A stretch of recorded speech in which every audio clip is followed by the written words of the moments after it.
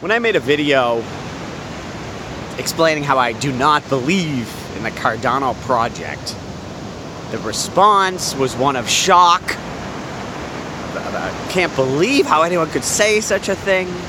And clearly, I must be a total moron. So I want to take a moment to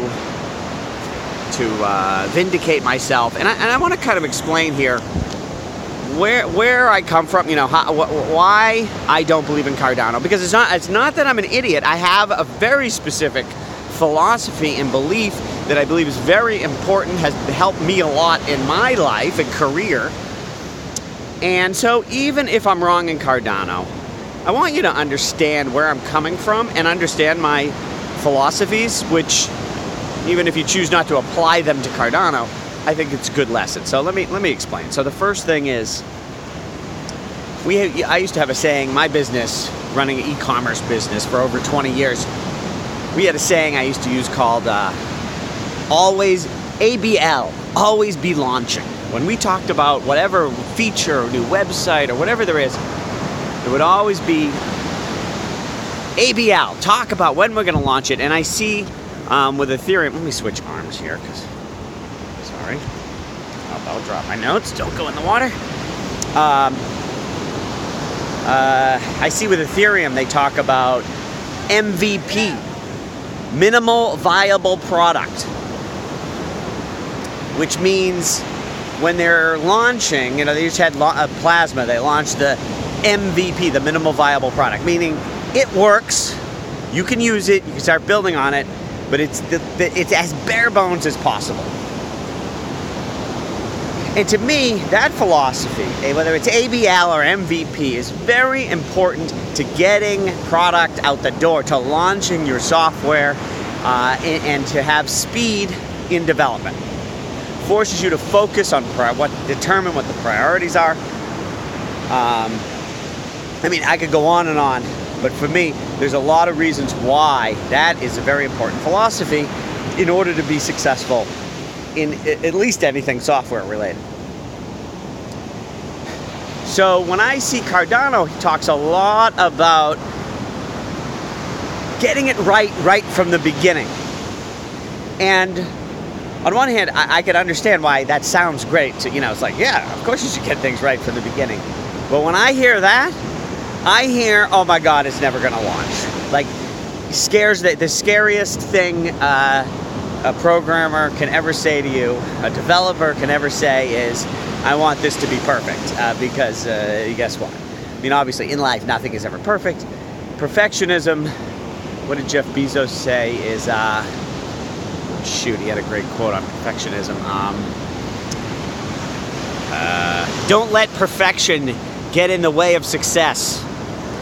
So I hear a lot of that. I get that impression from Cardano, okay? So that's one reason. What was I going to say next? Okay, another thing about no bugs. We don't want to have any bugs because we're going to think it through. We're going to do it right. First of all, listen. There are always bugs. There's no such thing. That's sort of, again, the perfectionist attitude. But an important thing to remember that I found, because again, this pursuit of perfection or no bugs will slow you down.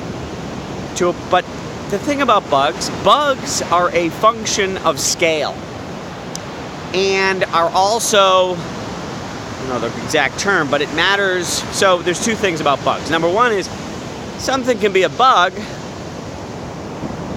When I first launched my e-commerce business, you know how I processed my orders? I typed them in, I downloaded, it was getting 2 orders a day. I downloaded, printed out my text file, and I typed in the orders. This is a very slow, inefficient way of receiving orders, but it was 2 orders a day. All my competitors were working for years on their automated systems. Meanwhile, I started building my business much before them, because I had that bug, it was not automated.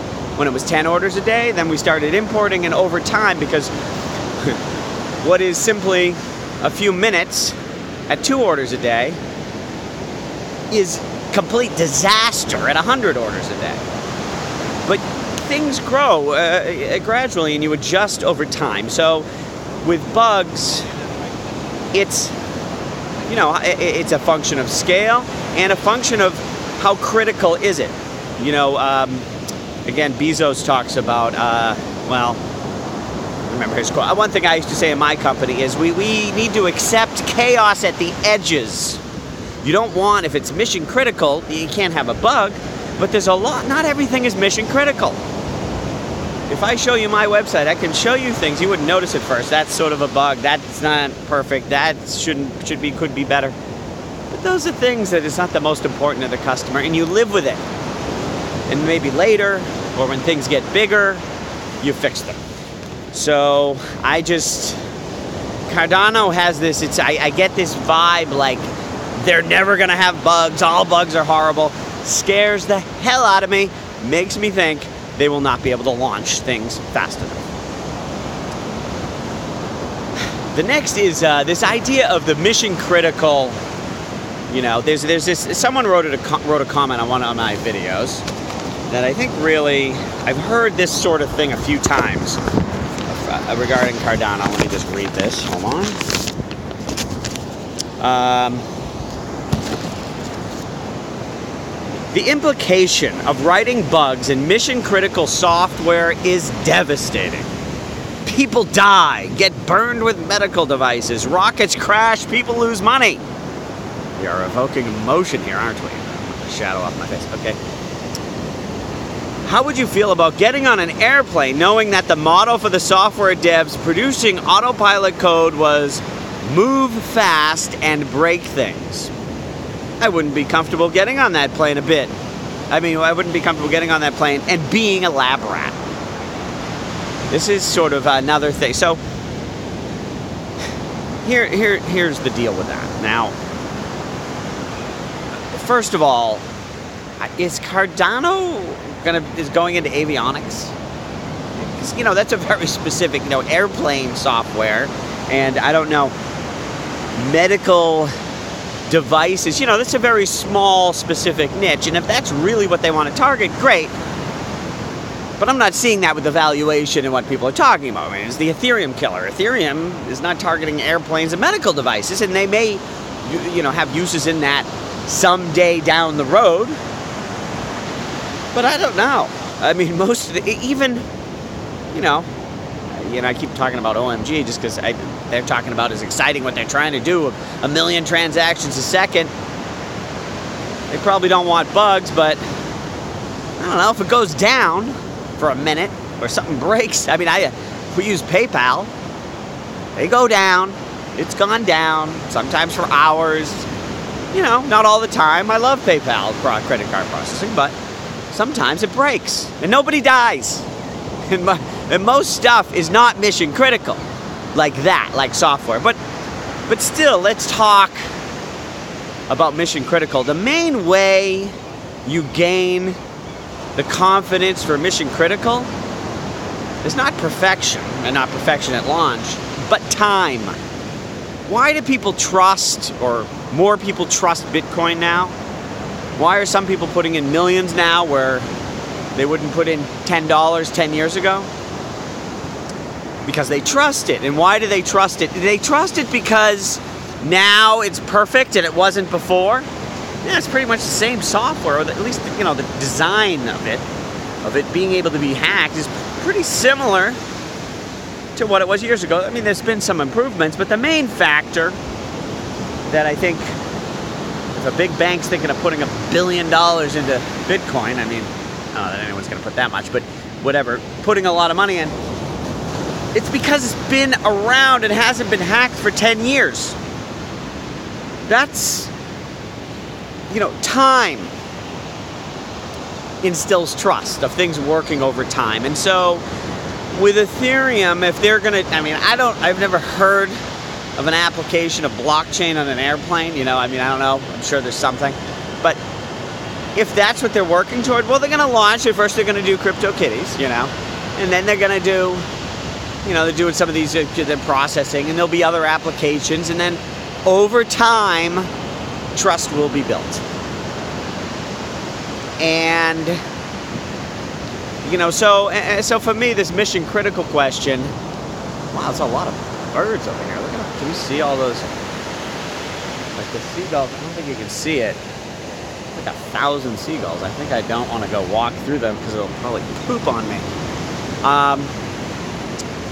So, first of all, for mission critical, I mean, most of this stuff most of the blockchain stuff to me, it's a cost savings, it's a database upgrade sort of thing.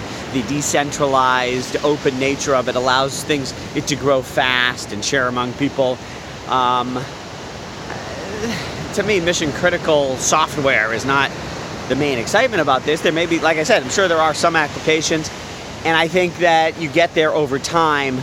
And if that's what Cardano's all about, is being able to do software on airplanes, that's just another reason for me to be scared. So let me see if I have anything else here. Oh, yeah, and the other thing, I think the biggest mission critical that I've heard for blockchain is voting. And I think Ethereum wants to get there, that, voting would be handled on the blockchain. And, you don't want to screw that up. Granted, most countries already screw it up. Maybe can't get worse than it is, but nevertheless, you don't want cheating and voting. So, but that's something, even if, this was the point I wanted to make. It's sort of like, even if when Bitcoin launched it was perfect, math people, math scientists may be able to look at it and say, yes, this is 100% safe. But most humans don't believe it's safe until they've seen it work over time. And the same will be true for voting. If Ethereum, somebody developed today a system for voting that was perfect, do you think, immediately the U.S. government's going to say, great, let's launch it? No, they're going to test it in some tiny, non-mission critical areas for years and gradually scale over time. So I don't think, again, it's about... So I guess the biggest thing with Cardano and me not believing, please, it's not that I haven't researched, nor that I am stupid. It's just that philosophically, the way they are going about it sounds very perfectionist and slow. And as someone with a software, internet software background, nothing scares me more than perfectionists and slow. And not to mention, Cardano, listen, even if you think they're great, you have to admit, they're far behind. Ethereum has been up for like 3 years. Cardano, when is it going to be launched and decentralized? If they want to get it right, that's great, but they're going to have to be real fast to catch up to Ethereum. So, and the other thing is that they're going to be a quantum leap better. In that part, I don't see it being that much different than Ethereum. I think the arguments that people have is it'll have less bugs, or some people say there'll be no bugs. I don't think that's possible, so we'll say less. And that it's going to be, it's going to be more, mission critical. To that I say, who cares?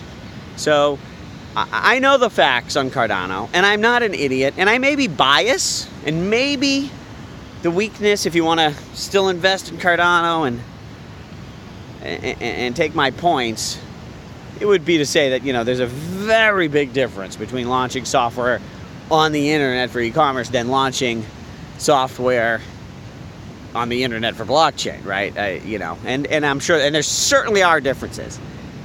But if Cardano's throwing red flags at me, big red flags hitting my head, and so and it's valued, and it's valued for perfection, or at least it was a week ago. I think it's been going down a lot lately, but nevertheless, still high valuation. So that's it. Mostly, I want to vindicate that I am not an idiot who's just fucking stupid.